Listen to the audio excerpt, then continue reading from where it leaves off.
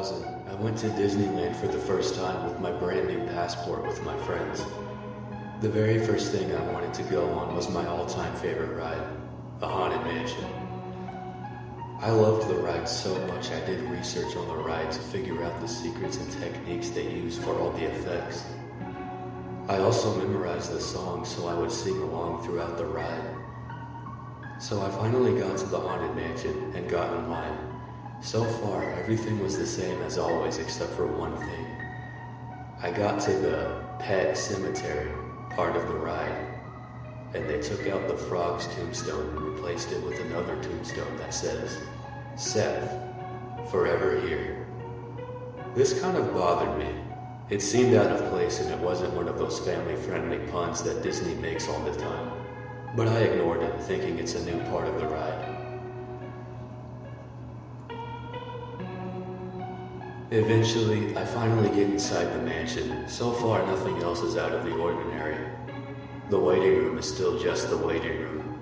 The ghost host still says the same line as he always does.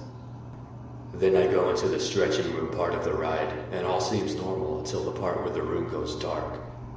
You see the skeleton hanging himself as usual, but when the lights go out, I saw a ball of light hovering around the ceiling. I knew this wasn't normal, because at this point, the room should be pitch black. Then just before the lights turned back on, the ball of light morphed itself into the shape of a skull and disappeared as the lights turned back on. This was not normal. As we walked outside the room and into the hall of transforming portraits, I asked my friends about the lights and none of them saw it. At this point, I thought I was imagining things. We all get on the ride and nothing seems out of the ordinary until the ballroom scene with all the holographic ghosts.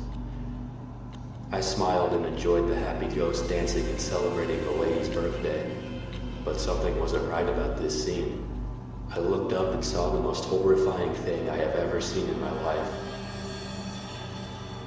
The glass that you see the ghost animatronic's reflection off of was broken, and there was a dead, bloody body on the floor by the dinner table. My friends and I freaked out, and all the other passengers screamed. The ride stopped, and the lights turned on, and an announcement was made on the loudspeakers. Disneyland thanks you for your visit. Please evacuate the attraction in an orderly fashion. A cast member will be with you shortly to assist you with the evacuation. Thank you. As we were evacuating the ride, we had to walk all the way to the place where you exit the dune buggies and get off the ride. As the ride's exit, we heard what sounded like a child crying, even though there were no children around. I saw a bunch of ambulances outside the Haunted Mansion ride, along with the police officers standing outside the ride.